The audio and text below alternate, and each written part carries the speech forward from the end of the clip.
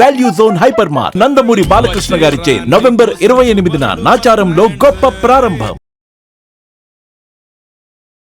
ఇష్టం వచ్చినట్టు అట్టెల్లుడు ఇట్టెల్లుడు నన్ను వాంటెడ్ ఎక్కడ పడితే అక్కడ వదిలిపెట్టుడు, ఏమైనా ఎక్కువ మాట్లాడితే గోడకేసి గుద్దుడు. అంత ఎక్కువగా నువ్వు నచ్చంది ఏం మాట్లాడతావు అతనితో? నేను అసలు ఏం మాట్లాడాను, నువ్వు నాకు చెప్పదాని పోయినవా? నీ బతికెంత, నువ్వెంత, నాకు చెప్పదాని పోయినవా? ఇట్లాంటి చేసేటోడు అనమాట. దీప్తి ఈ నెంబర్ కి ఫార్వర్డ్ చేయమ్మా, నేనే కాల్ చేస్తాను అతనికి. ఏమైంది రాహుల్, ఏమైంది సిమ్ అన్ని చేంజ్ చేసావు, గుర్తురాలే రాహుల్ ఒక్కరోజు? గుర్తురాలేదంటే నీకు గుర్తురాలేదా? ఇలాంటి రోజు ఒక రోజు వస్తుంది, ఇవన్నీ ఎందుకు కలిసి ఉంటే అయిపోతుంది అని చెప్పి ఆ రోజు నీకు గుర్తురాలేదా? అసలు ఏ పద్ధతి వ్యవహారం లేనటువంటి అబ్బాయిని నువ్వెందుకు ప్రేమించావు? అసలు ఏం చూసి ఇతనిలో ప్రేమించావు? ఫ్రెండ్స్ ఇన్సల్ట్ చేసిరానే ఫీల్ అవుతున్నావు నువ్వు 10 మంది ముందు నన్ను కొట్టేది నేను ఎంత ఫీల్ కావాలి రాహుల్? మరి నువ్వు నీ ఫ్రెండ్స్ తో కలిసి నా దగ్గర నా దేవుని మీద సెటర్ చేస్తే నేను ఎలా అవ్వకుంటా అనుకున్నావు? నువ్వు ఒక్కదానివే మాట్లాడితే తట్టుకున్నటువంటి మనిషి ఒక నలుగురిని తీసుకొచ్చి అతని మీద సెటైర్లు వేసి వ్యంగ్యంగా మాట్లాడితే కనుక ఊరుకుంటాడమ్మా. మరి నీ లవరు అవన్నీ తెలుసు సార్, నేను లవ్ చేసినప్పటి నుంచి అవన్నీ స్టార్టింగ్ నుంచి తెలుసు. ఎంత అభిమానం నాకు ఉండగా టాట్ ఉంటుంది సార్. గుండెల మీద టాటూ. దీప్తి గురించి ఆలోచించేవాడివా, లేకపోతే నీ అభిమానాన్ని కొంత తగ్గించుకోవాలని ఆలోచించేవాడివా? అభిమానం తగ్గించుకునే మాట ఎక్కడ రాదు మేడం. నా గొంతు కోసిన కావాలంటే ఆయన గురించి నేను చచ్చిపోకుండా చచ్చిపోతాను నేను. ఇప్పుడు అతని మనసులో నీకు స్థానం ఉందో లేదో కనుక్కోవాలి. రాహుల్, ఉందా స్థానం ఈ అమ్మాయికి? నాకు లేదు సార్.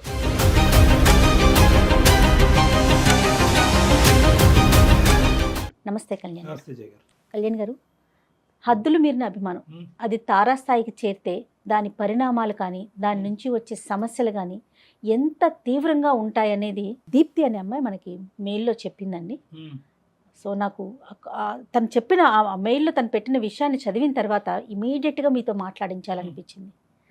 సో ఒకసారి చేసేస్తానండి కాలు, తన మాటల్లోనే విందాం.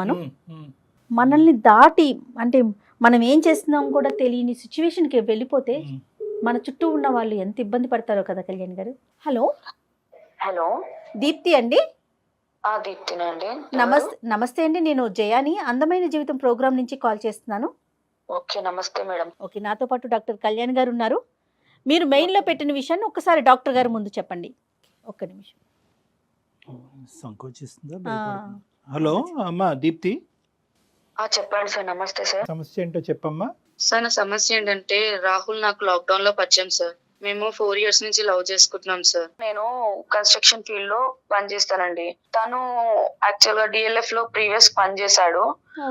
ఒక ఫ్రెండ్స్ తో తిరిగి ఇట్లానే బండి కేసు ఏదో అయ్యిందనేసి డిఎల్ఎఫ్ లోంచి జాబ్ తీశారు. కేసు ఉంటే జాబ్ తీసుకోరంట కదా సాఫ్ట్వేర్ దాంట్లో, తీసేశారు. ఒకటి ఫ్యూచర్ ప్లాన్ చేసుకో, నువ్వు రేపటి రోజు కలిసి మెలిసి ఉండేటోళ్ళం మనమే, ఒక ఫ్యూచర్ ప్లాన్ చేసుకుని ఇలాంటివన్నీ తిరుగు. నేను ఏమన్నాను, ఏం జాబ్ లేదు, ఏం నువ్వు హాస్టల్లో కూర్చొని ఇష్టం వచ్చినట్టు అట్టెల్లుడు ఇట్టెల్లుడు, నన్ను వాంటెడ్ ఎక్కడ పడితే అక్కడ వదిలిపెట్టుడు, ఏమైనా ఎక్కువ మాట్లాడితే గోడకేసి గుద్దుడు.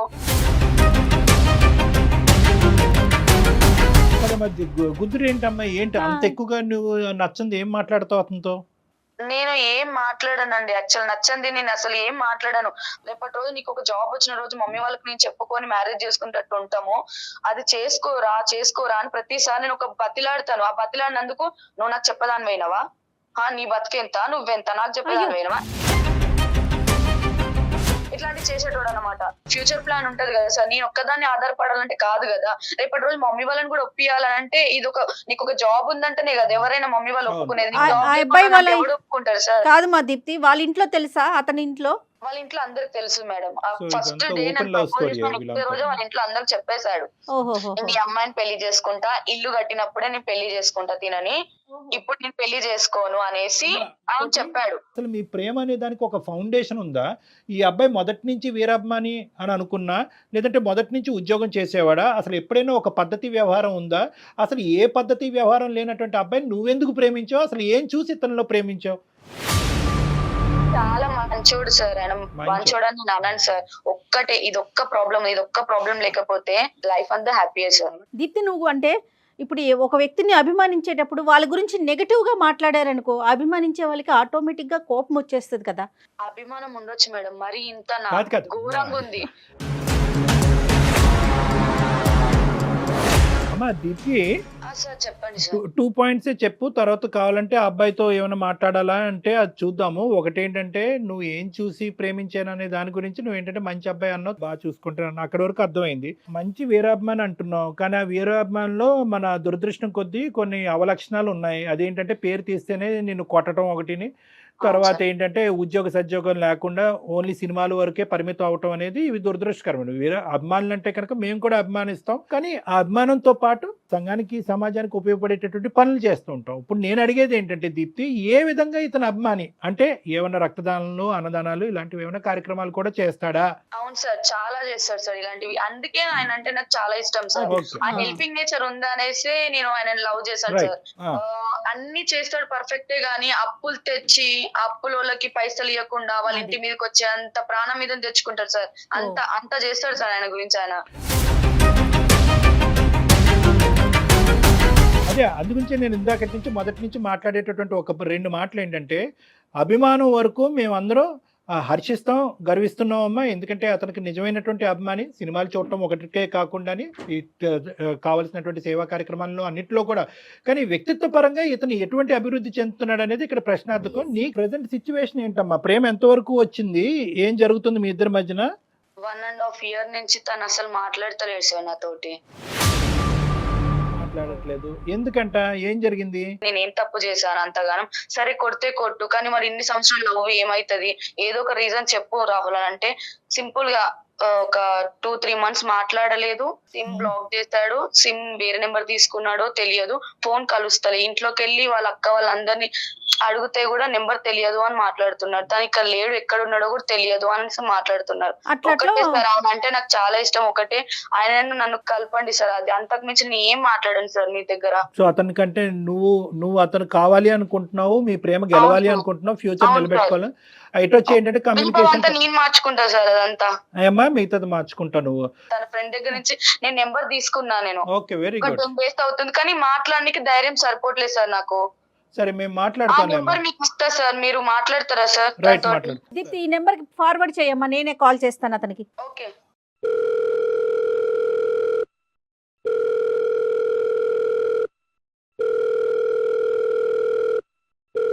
హలో, హలో రాహుల్ గారా మాట్లాడేది? ఎవరండి మాట్లాడేది?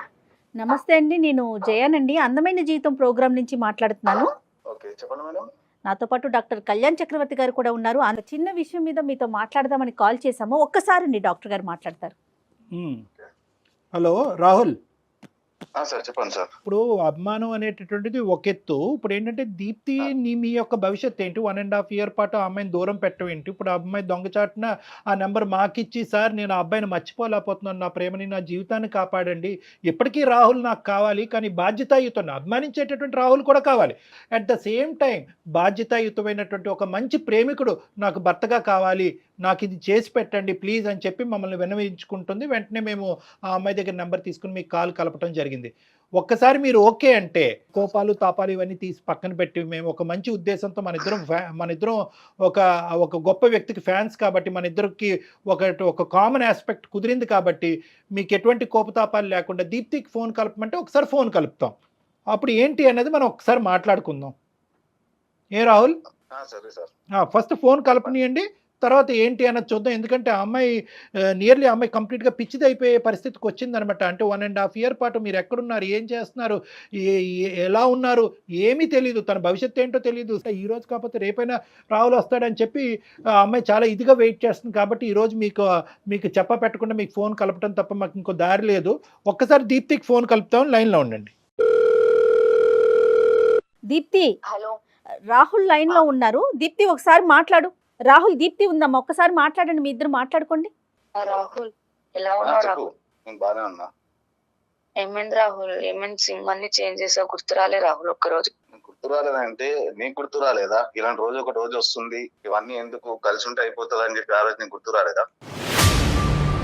నా తప్పై మాట్లాడిన రాహుల్. అలాంటిది నువ్వు నీ ఫ్రెండ్స్ తో కలిసి నా దగ్గర నా దేవుని మీద సెటర్ చేస్తే నేను ఎలా అవ్వకుంటా అనుకున్నావు? నువ్వు ఫస్ట్ టైం కాదు కదా, నీకు వార్న్ చేశాను, చాలా సార్లు వార్న్ చేశాను, వద్దు వద్దు వద్దు అని చెప్పి. రాహుల్ ఇప్పుడు నుంచి నీ ఇష్ట ప్రకారమే నేను ఉంటా రాహుల్. మనం ఉన్న రిలేషన్షిప్, ఇన్ని రోజులు రిలేషన్షిప్ లో నేను అడుగుతున్నా, ఇన్ని రోజులు రిలేషన్షిప్స్ నీకు సంవత్సరం గుర్తుకు రాలేదు కదా, అలాగే ఉండిపోయి సంవత్సరంన్నర గురించి నేను సంవత్సరంన్నర నుంచి ఎన్ని రోజుల నుంచి నేను నెంబర్ కోసం ఎదురు చూస్తున్నాను. నీ ఫ్రెండ్స్ నడుకు ఒక్కసారి. ఒకవేళ నేను ఎంత హర్ట్ అయ్యి ఉంటే నా ఫ్రెండ్స్ అందరికి చెప్పింటాను, ఎవరు ఫోన్ చేసిన దీప్తి ఫోన్ చేసిన నా నంబర్ ఇవ్వకండి రా అని చెప్పి. అది కాదు, అసలు ఎక్కడ గాయపడింది నీ మనసు, ఎక్కడ గాయపడింది? నీ అభిమానానికి అగేనెస్ట్ గా అమ్మాయి ఏం మాట్లాడింది రాహుల్? ఏదో బర్త్డే పార్టీకి సంథింగ్ ఏదో అకేషన్ లో ఒక దగ్గర అందరం కూర్చున్నప్పుడు అక్కడ ఆ రోజు జరిగిన సంఘటన మేడం. చెప్పండి. అందరు కలిసి నా ఒక్కడి మీద స్వెటర్లు వేస్తున్నారు మేడం. నా రూమ్ నిండా ఆయన పోస్టర్స్ ఉంటాయి. ఓకే నేను బండి మీద కూడా ఆయన ఫోటో వేసుకొని ఉంటా. ఓకే. నా ఇంట్లో ఒక మాట అంటే నేను తట్టుకోలేను సార్. నేను మా మమ్మీ గానీ మా డాడీ గానీ, మా అన్న అయితే తిడతాడు, అసలు నీకు సినిమాలకి దీనికి దానికి అసలు నీకు ఎందుకు అవసరమా, ఇంతగానో పిచ్చేంటి రాదు అని. పైన ఎవరిని పట్టించుకోలేదు సార్, నా ఇంట్లోనే పట్టించుకోలేదు. నేను లవ్ చేసినప్పటి నుంచి ఆయన అన్ని స్టార్టింగ్ నుంచి తెలుసు ఎంత అభిమానం నాకు ఉండేది. డాట్ ఉంటుంది సార్. ఓకే. గుండెల మీద టాటూ. ఆయన ఇంత అభిమానం ఉంది అనేసి నాకు ఫస్ట్ లో తెలియదు సార్. 1 year నుంచి నాకు తెలియదు. దీప్తి కేక్ కటింగ్ బర్త్డే అప్పుడైతే కనుక ఇతను ఏ స్థాయిలో అభిమానిస్తున్నాడు అప్పుడైతే కనుక నీకు క్లియర్ కట్ గా ట్రాన్స్పరెంట్ గా తెలుసు కదా.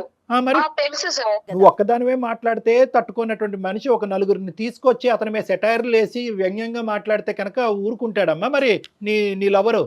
నేను అక్కడ వాళ్ళందరూ వచ్చి మాట్లాడుతున్నప్పుడు, నేను వాళ్ళతో గొడవ పడుతున్నప్పుడు ఈ అమ్మాయి మధ్యలోకి వచ్చి ఏమి ఆపాలి కదా, వాళ్ళని పక్కకి తీసుకెళ్లిపోయి వద్దు మావాడితో నీకు ఏమో అవసరము, ఆయన పిచ్చి ఆయనది, ఆయన అట్లనే చేసుకుంటాడు. నేను గుండె మీద టాటూ వేసుకొని ఇంత ప్రేమ అంత పిచ్చి ఉన్నది ఆయన ఆ సార్ మీద. నాకు నేను దేవుళ్ళ భావిస్తాను సార్ ఆయనని. కానీ అందులో ఈ అమ్మాయి పాత్ర లేదంటుంది కదా రాహుల్, అంటే ఈ అమ్మాయి జోక్యం చేసుకుని ఆపలేదనా? సార్ పాత్ర లేకపోయినా సార్, ఇప్పుడు రోడ్డు మీద గొడవ జరుగుతున్నప్పుడు ఏదైనా అవుతున్నప్పుడు తెలియని వాడు వచ్చి మధ్యలో ఆపుతారు సార్, ఎందుకు గొడవ పడుతున్నారు అని చెప్పి. అక్కడ నా లవర్ అయితే ఉంటే నేను వాళ్ళతో గొడవ పడుతుంటే మధ్య రాకుండా పక్కకి వెళ్ళి కూర్చొని నేను వాళ్ళతో గొడవ పడుతుంటే ఎంజాయ్ చేసుకుంటూ అవుతుంది సార్.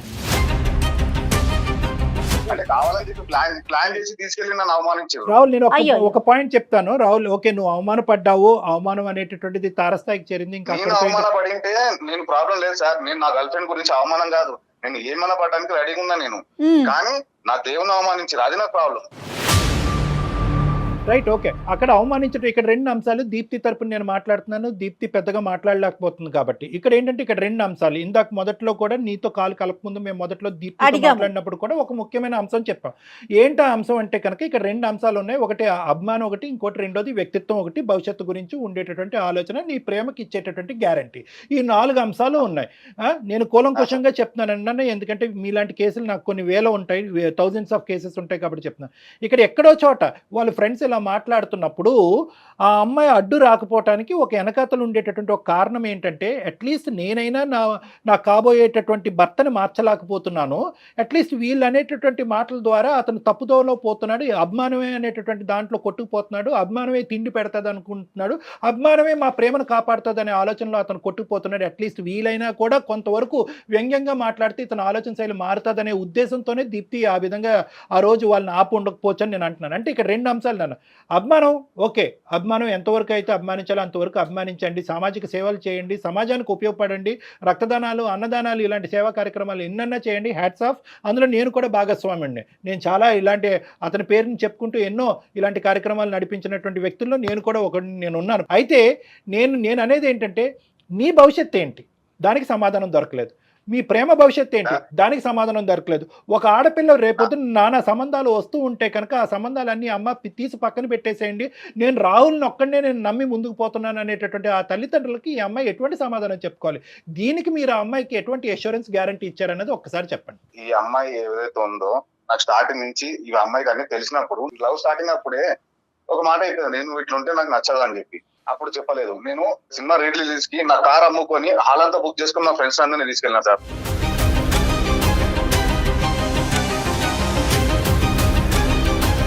పెద్ద సంఘటన ఏమైనా ఉంటుందా?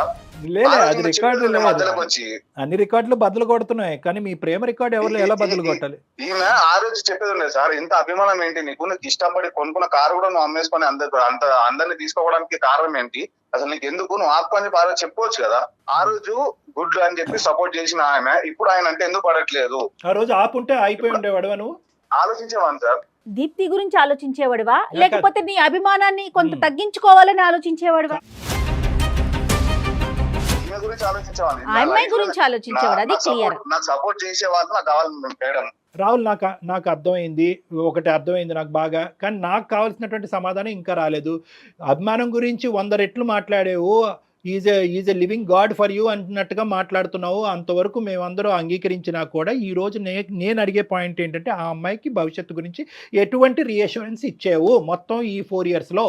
నువ్వు ఏం అమ్మేవో చెప్తున్నావు కానీ ఏం కొన్నావో చెప్పట్లే. ఆ అమ్మాయి జీవితం గురించి, మీ ఇద్దరి జీవితం గురించి మీరు ఏ విధంగా ప్లాన్ చేసుకున్నారు? ఏ ఉద్యోగం చేయాలనుకుంటున్నావు? ఎన్ని జాబ్స్ అప్లై చేసావు? ప్రస్తుతం జాబ్ చేస్తున్నావా లేదా? నేను ప్రస్తుతం జాబ్ చేస్తున్నా సార్. నాకు నెలకు ఒక 56,000 శాలరీ వస్తుంది. అమ్మాయి హ్యాపీయా? అతను జాబ్ చేస్తున్నాడంట. జాబ్ చేసే నాకంటే ఇంకెవరు హ్యాపీ ఫీల్ అయితే సార్. ఇప్పుడు అతని మనసులో నీకు స్థానం ఉందో లేదో కనుక్కోవాలి. జాబ్ అయితే వచ్చింది. ఏమయ్యా రాహుల్, ఉందా స్థానం ఈ అమ్మాయికి? నాకు లేదు సార్.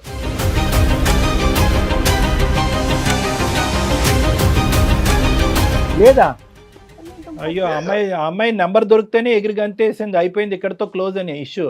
ఇంకా నీకు లేదా? ఇప్పుడు ఆ అమ్మాయి అంటే మీరు ప్రేమించుకున్నటువంటి రోజులు, గడిపినటువంటి గడియలు అన్నీ కూడా ఒక బర్త్డే పార్టీ కేక్ కటింగ్ రోజు వాళ్ళ ఫ్రెండ్స్తో పాటు వాళ్ళు సెటైర్లు వేశారు కాబట్టి మనసు ఇరిగిపోయి ఇంకా అక్కడతో ప్రేమని సాక్రిఫైసా? ప్రేమ లేదా ఇంకా? ఇంత ముందుకే చెప్పాను, ఎప్పుడు చెప్తున్నాను సార్. ఆ జోక్స్ అనేవి అవి లిమిట్ లో నా దగ్గర దాకా వచ్చింటే నేను ఈ అమ్మాయి గురించి ఎక్కడ దాకా నికలని రెడీగా ఉండే. నేను మా ఫ్రెండ్స్ ఇన్సల్ట్ చేసిరనే ఫీల్ అవుతున్నావు.